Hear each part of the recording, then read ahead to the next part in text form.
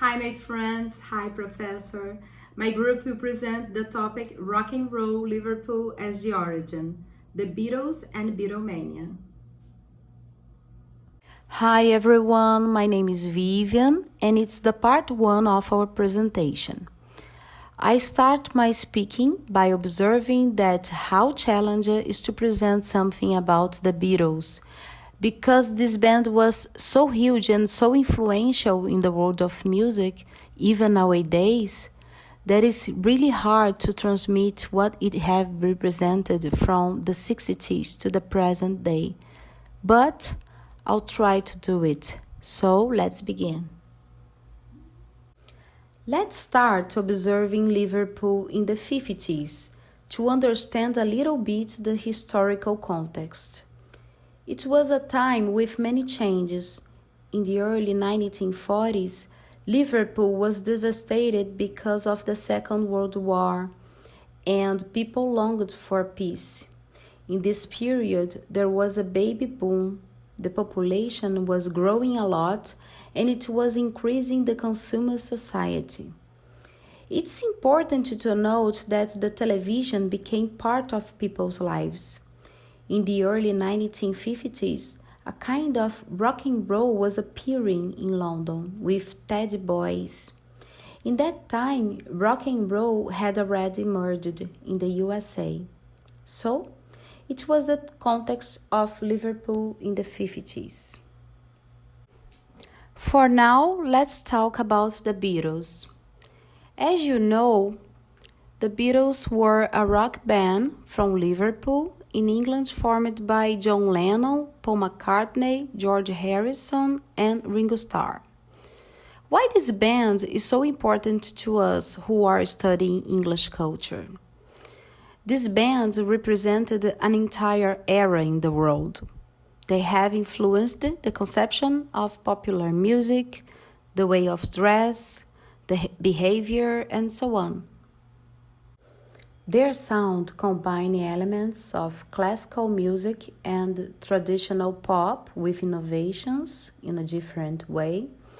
In some songs, you can identify something related to Indian or folk music, and in others, you can notice psychedelic music and hard rock.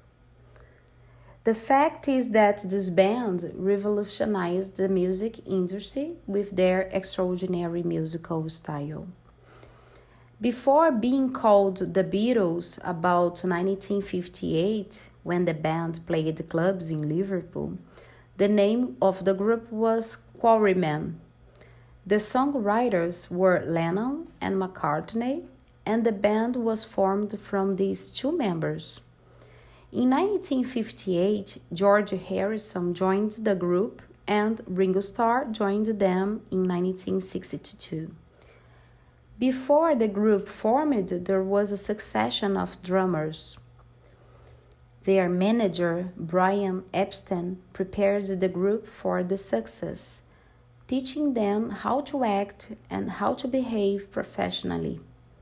The producer was George Martin, who developed the recordings and increased the success of the band when he signed to EMI Records.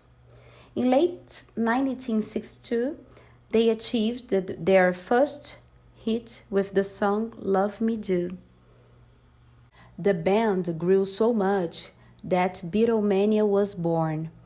This designation was because of the frenzy the band used to cause in the fans. Janine will talk about it later.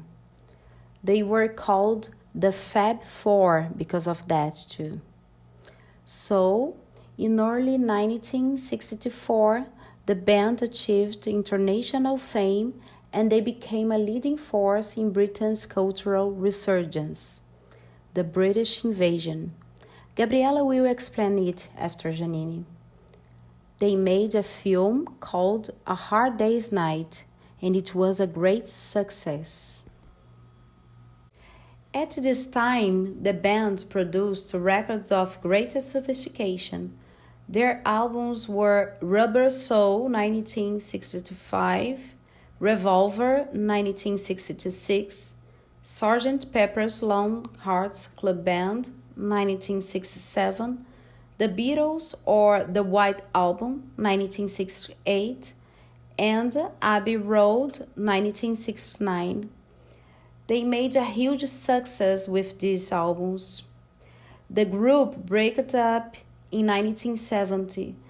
Some of them decided to go solo and they continued to be successful during this period, but in 1980, John Lennon was in his residence in New York City when he was shot and killed by an American fan.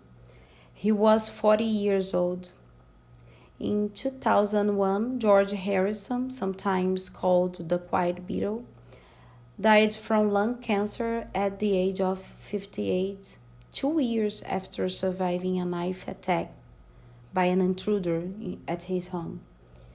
McCartney and Starr remain musically active. Now, Janine will present you the Beatlemania. As you all see, the Beatles are largely considered to be the most influential rock band of all time. They marked an entire generation and changed popular music forever. In fact, it was the most revolutionary band of all time. The band even transformed how people listen to music. What is especially impressive about this band is that it was critically acclaimed and highly popular.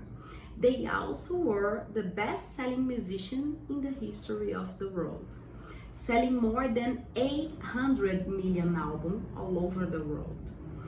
Probably no other musicians will ever achieve them.